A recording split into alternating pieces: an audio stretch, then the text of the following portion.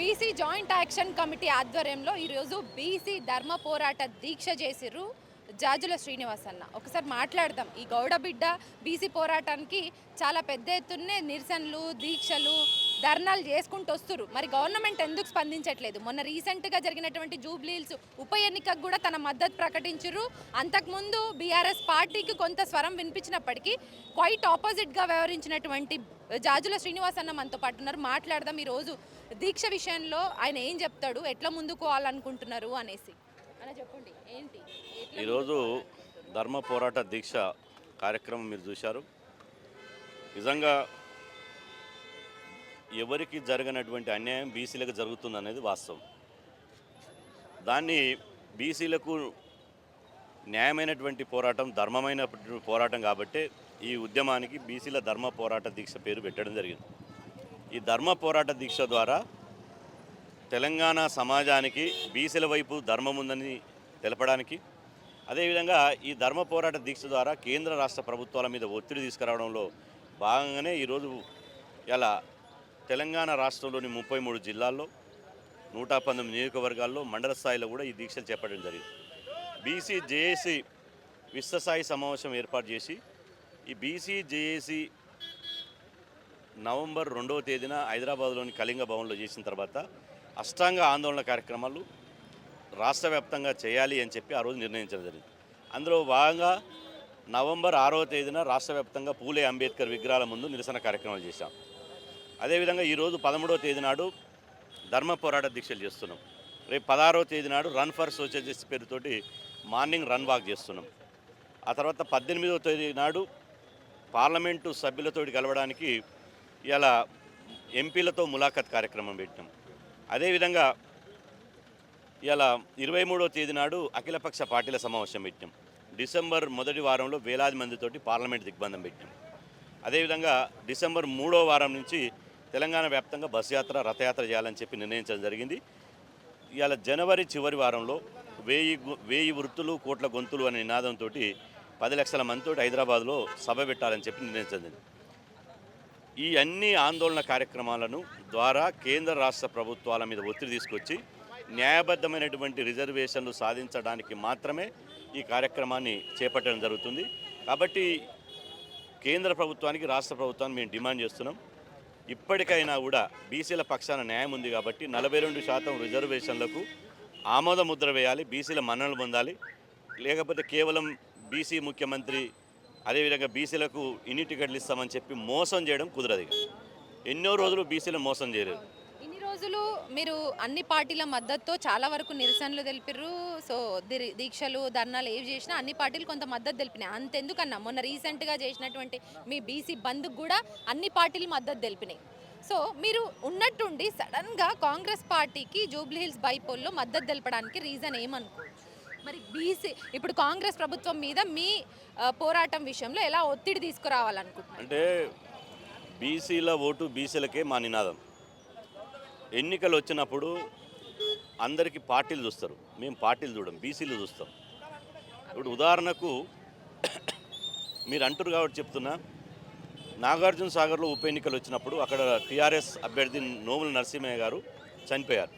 అప్పుడు నోముల నరసింహయ్య గారు కుమారుడు నోముల భగత్ గారు నిలబడితే టీఆర్ఎస్ పార్టీ అభ్యర్థి నోముల భగత్కు మద్దతు ఇచ్చినాం. హుజురాబాద్ ఎన్నికల్లో ఈటల రాజేందర్ గారిని బర్తరఫ్ చేసినప్పుడు బీజేపీ నుంచి ఈటల రాజేందర్ గారు పోటీ చేస్తే ఈటల రాజేందర్ అన్న గారికి మేము మద్దతు ఇవ్వడం జరిగింది. అదేవిధంగా మొన్న కాంగ్రెస్ అధికారంలోకి వచ్చినాక ఎమ్మెల్సీ ఎన్నికలు జరిగినాయి. ఆ ఎమ్మెల్సీ ఎన్నికల్లో ఇవాళ కాంగ్రెస్ పార్టీ నరేందర్ రెడ్డికి, ఆల్ఫోర్స్ నరేందర్ రెడ్డికి టికెట్ ఇచ్చింది. మేము చేయలే. ఇండిపెండెంట్గా పోటీ చేసినటువంటి బీసీ బిడ్డ ప్రసన్న హరికృష్ణకి మద్దతు ఇచ్చినాం. ఉపాధ్యాయ ఎమ్మెల్సీగా పోటీ చేసిన బీజేపీ అభ్యర్థి కుమరే గారికి మద్దతు ఇచ్చినాం. అంటే మాకు పార్టీలకు ఖచ్చితంగా, జెండాలకు ఖచ్చితంగా బీసీల ఓట్లు బీసీలకే నినాదంతో ఏ పార్టీ టికెట్ బీసీలకు ఇచ్చినా బీసీలకే మద్దతు తెలుపుతాం. ఇవాళ జూబిల్స్లో కాంగ్రెస్ పార్టీ అభ్యర్థి బీసీకి ఇచ్చారు, టీఆర్ఎస్ బీసీకి ఇవ్వలే, బీజేపీ బీసీకి ఇవ్వలే, కానీ కాంగ్రెస్ బీసీకి ఇచ్చింది. 3 ప్రధాన అభ్యర్థుల్లో 2 అగ్రకుల సామాజిక వర్గానికి సంబంధించినప్పుడు ఒక్కరే బీసీ సామాజిక వర్గానికి సంబంధించిన వారు ఉన్నారు కాబట్టి మేము మద్దతు ఇచ్చినాం. కాబట్టి మేము 2 బీసీలు ఉంటే కూడా ఇవ్వం. మేము కాంగ్రెస్ పార్టీకి కాదు, మేము బీసీ అభ్యర్థికి మద్దతు ఇచ్చినాం. కాబట్టి ఖచ్చితంగా మేము ఇష్యూ బేస్డ్గా ఫైట్ చేస్తాం, అంశాల వారీగా పోరాటం చేస్తాం.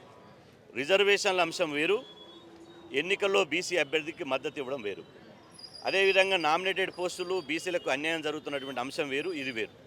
కాబట్టి ఖచ్చితంగా మా ఎజెండా, మా సిద్ధాంతం ప్రకారమే ఇలా ఈ పోరాటం జరుగుతుంది. 42% రిజర్వేషన్లు సాధిస్తామనే నమ్మకం మాకుంది. ఒకవైపు మీకు మద్దతు ఇస్తూనే ఒకవైపు మీ రిజర్వేషన్ల విషయంలో మాదే ఫైట్, కాంగ్రెస్ పార్టీ తరపునే మీ పోరాటానికి ఒక ఫలితం ఉంటుంది అనేసి కాంగ్రెస్ పార్టీ నాయకులు సీఎం రేవంత్ రెడ్డి చెప్తున్నప్పటికీ కూడా జంతర్ మంతర్ వద్ద చేసినటువంటి దీక్షలో రాహుల్ గాంధీ ఎందుకు పార్టిసిపేట్ చేయలేదనుకుంటున్నారు? రాహుల్ గాంధీ గారు ఎందుకు పార్టిసిపేషన్ చేయలేదో మాకు సంబంధం లేదు.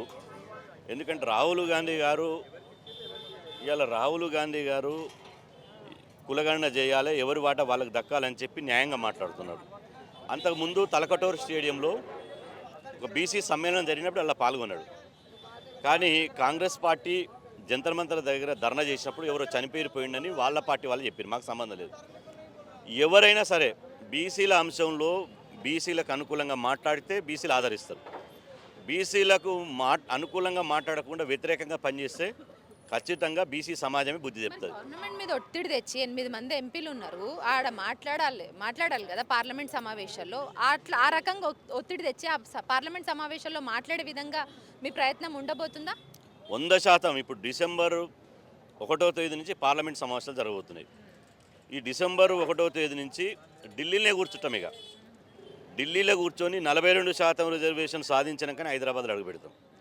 ఇవాళ ఎందుకు ఈ ధర్మ పోరాట దీక్ష? అడగాల్సిన వాళ్ళు నిలదీయాల్సిన వాళ్ళు నిలదీయాలి, అడగాలి. అఖిలపక్షంతో రేవంత్ రెడ్డి గారు ఢిల్లీకి పోవాలి, అడగాలి, నిలదీయాలి. ప్రధానమంత్రి అపాయింట్మెంట్ ఇవ్వకపోతే ప్రధాని ఇంటి ముందరనే అక్కడనే బైఠాయించాలి. అదేవిధంగా కేంద్ర ప్రభుత్వం చేయాల్సిన బాధ్యత ఉంది. కేంద్ర ప్రభుత్వం చేయాల్సిన బాధ్యత చేయాలి. అడగాల్సిన వాళ్ళు అడగకుండా, చేయాల్సిన వాళ్ళు చేయకుండా బీసీ సమాజం వాళ్ళని బండకేసి ఉతకడానికి సిద్ధం. 56 సార్లు ఢిల్లీకి వెళ్ళిండ్రు ముఖ్యమంత్రి సీఎం రేవంత్ రెడ్డి. మరి మీ విషయంలో అధినేతలతోటి మాట్లాడినటువంటి సందర్భాలు ఉన్నాయా? మీతో ఎప్పుడైనా చర్చించారా? మీరు ఆయనను కలిసిన సందర్భాలు ఆయన మాట్లాడుతుంది మీకు మద్దతు తెలుపుతుంది. ఢిల్లీలో జంతర్ మంతర్తో ప్రత్యేక రైలు ద్వారా మేము వెళ్తే ముఖ్యమంత్రి గారు స్వయంగా వచ్చి 3 గంటల సేపు కూర్చున్నారు. ఇప్పుడు మాకు రాజకీయాలు అనవసరం, మేము రాజకీయ కోణంలో చూడం, మా జాతి ప్రయోజనాల కోణంలో చూస్తాం. ప్రతిపక్షాలు అధికార పక్షాన్ని ప్రతిపక్షాలు విమర్శించుకోవడం సహజం, మాకు సంబంధం లేదు. కానీ 2 దున్నపోతులు కొట్టాడి ఒక మేకపిల్ల మీద పడవద్దు. మీ రాజకీయ ప్రయోజనాల కోసం బీసీలను బలి చేయొద్దు. బీసీలకు న్యాయమైనటువంటి మా సోదర ఎస్సీ ఎస్టీలకు జనాభా ప్రకారం రిజర్వేషన్లు ఉన్నాయి, 100% ఉండాల్సిందే. అగ్రవర్ణాలకు ఈడబ్ల్యూఎస్ పేరుతోటి జనాభా ప్రకారం రిజర్వేషన్ ఉన్నాయి. మరి జనాభా ఉండి కూడా ఈ దేశంలో రిజర్వేషన్ లేనటువంటి వాళ్ళు బీసీ వాళ్ళు. కాబట్టి బీసీ వాళ్లకు కూడా జనాభా దామాస్ ప్రకారం రిజర్వేషన్ల కోసమే మేము ఫైట్ చేస్తున్నాం. ఒకవైపు బీసీల రిజర్వేషన్కి మద్దతు ఇస్తూనే ఇంకోవైపు బీసీల ఐక్యత చీల్చేందుకు కుట్ర జరుగుతుంది అనుకుంటున్నారు. ఆ కుట్రను ఏమన్నా అబ్జర్వ్ చేసిండ్రా? ఆ కుట్ర ఎవరు చేస్తున్నారు అన్న వాళ్ళ మీద మీ ఫైట్ ఎట్లుండబోతుంది? ఇప్పుడు తెలంగాణ ఉద్యమంలో రకరకాలుగా వ్యక్తులు, శక్తులు, సంస్థలు, వ్యవస్థలు అన్నీ కలిసి ఉద్యమం చేస్తాయి. ఇక్కడ కూడా బీసీ ఉద్యమం రకరకాల మనుషులు కావచ్చు, వ్యక్తులు కావచ్చు, శక్తులు కావచ్చు చేస్తే మేము స్వాగతిస్తాం. కానీ ఉద్దేశపూర్వకంగా పార్టీ ఎజెండాలను బీసీ ఉద్యమంలో రుద్దాలంటే ఒప్పుకో. బీసీ జాయింట్ యాక్షన్ కమిటీ మీరు పెట్టినటువంటి ఈ జేఏసీలో చైర్మన్ ఈరోజు హాజరు కాలేదు ఆర్ కృష్ణయ్య సార్, ఎందుకు ఉండొచ్చు?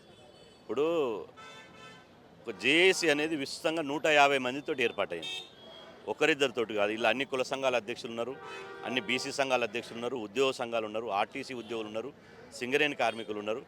ఇవాళ సబ్బండ సంఘాలతోటి ఏర్పాటైంది. ఇవాళ ఈ ఉద్యమంలో రకరకాల ఉద్యమాలు చేసుకుంటూ పోతాం. సమయం ఉన్నప్పుడు చైర్మన్ గారు వస్తారు, సమయం లేనప్పుడు రాకపోవచ్చు. చైర్మన్ ఉన్నాం కదా, వర్కింగ్ చైర్మన్ ఉన్నాం కదా ఈ ఉద్యమాన్ని నడుపుతందుకు.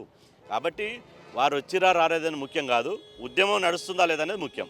సో అదే ఎంపీ ఆర్ కృష్ణయ్య తోటి బీజేపీ ఎంపీల మీద, బీజేపీలో ఉన్నటువంటి నాయకుల మీద ఎందుకు ఒత్తిడి తీసుకొచ్చేటువంటి ప్రయత్నం చేస్తలేరు? ఆయన కనుక నిజంగా ఆయన పదవికి రాజీనామా చేసి కొంత ఈ పోరాటాన్ని మరింత ఉధృతం చేసే దిశగా ఏమన్నా ఆలోచన చేస్తురా? మీరేమన్నా ఐడియాస్ అట్లాంటివి ఇచ్చిండ్రా? ఇప్పుడు ఆర్ కృష్ణయ్య గారు కూడా ఆయన బీజేపీలో ఉన్నప్పటికీ కూడా బీసీల కోసం పోరాటం చేస్తారు, అందులో ఏం తేడా లేదు. సమయం వచ్చినప్పుడు సందర్భం వచ్చినప్పుడు వాళ్ళ పార్టీ వాళ్ళ అధిష్టానం విననప్పుడు ఆయన కూడా రాజీనామా చేస్తుండొచ్చు. ఎందుకు చేయడు? బీసీల కోసమే పోరాటం చేస్తుండు కాబట్టి సమయం వచ్చినప్పుడు చేస్తాడు. కానీ ఇప్పుడు మాత్రం ఒక ఆర్ కృష్ణయ్య కాదు, బీసీ ఉద్యమం అనేది పట్టణాల నుంచి పల్లెకు పోయింది. బీసీ ఉద్యమం అనేది నాయకుల చేతి నుంచి ప్రజల చేతులకు పోయింది. కాబట్టి దీని ఉద్యమం ఎవరి చేతులు లేదు, ఆపడం ఎవరి తరం కాదు. 100% 42% రిజర్వేషన్లు అంత ఐక్యంగా ఉండి సాధించి తీరుతాం.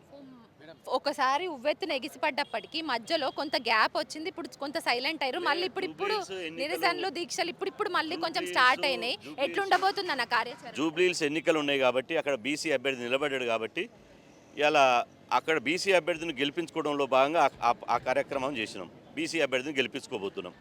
ఇప్పుడు ఇవాళ ధర్మ పోరాట దీక్షలు ఒక్కటేసారి రాష్ట్రమంతా బగ్గుమన్న ఇవ్వాలి. అన్ని మండల కేంద్రాలు, జిల్లా కేంద్రాలు, నియోజకవర్గ కేంద్రాల్లో అన్ని కుల సంఘాలు రోడ్ల మీదకి వచ్చినాయి. ఇక ముందుంది ముసుళ్ళ పండుగ అన్నట్టు రేపటి నుంచి చూపిస్తాం మాదేందో, మా కార్యాచరణ ఏందో మీరే చూడబోతున్నారు. So much. మొత్తానికి మా వాటా ఎంతో మేమెంతో అనేది కాంగ్రెస్ ప్రభుత్వం కొంత సుముఖత చూపిస్తున్నప్పటికీ అందుకనే మేము కాంగ్రెస్ పార్టీకి మద్దతు తెలుపుతున్నాం అనేసి చెప్తున్నారు. సో కాంగ్రెస్ పార్టీ తరపున సో కేంద్రం మీద ఒత్తిడి తీసుకొచ్చేటువంటి కార్యాచరణలో భాగంగానే వీళ్ళ పోరాటం ఉంటుందనేసి కూడా జాజుల శ్రీనివాస్ గౌడ్ చెప్తున్నారు. కెమెరా పర్సన్ వీరాతో హరిత, తెలంగాణ ఫోకస్.